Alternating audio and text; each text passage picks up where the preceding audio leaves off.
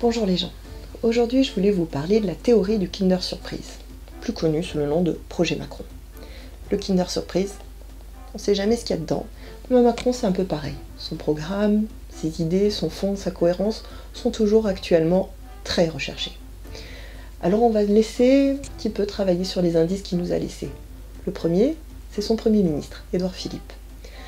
Vous ne le connaissez pas vraiment, pourtant ça fait 5 ans qu'il est élu à l'Assemblée nationale.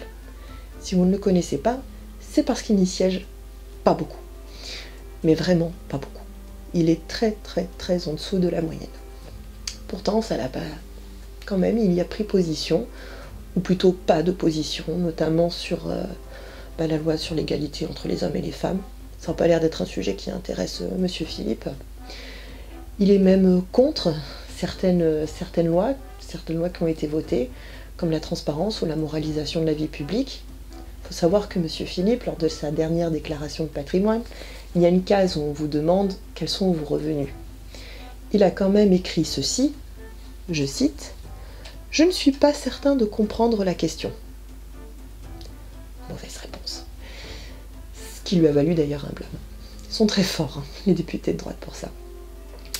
Il a également pris position contre la transition énergétique, en même temps pour un lobbyiste d'Areva, c'est compréhensible.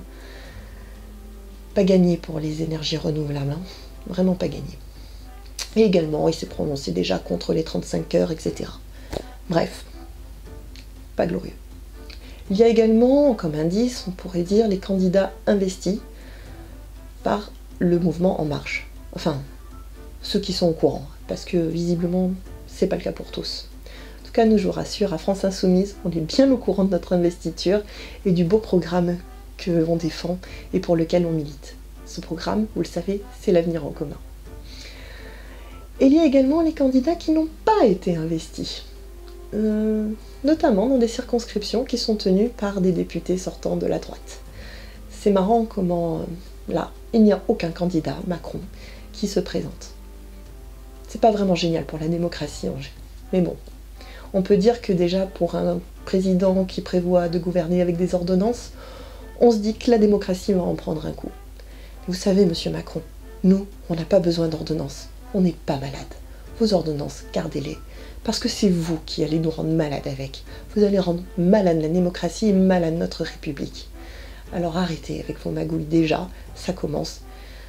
Les 5 prochaines années vont être très longues. Je regarde ce qu'il y a dans mon Kinder Surprise. Ouais, on l'a déjà eu. Allez, à bientôt les gens.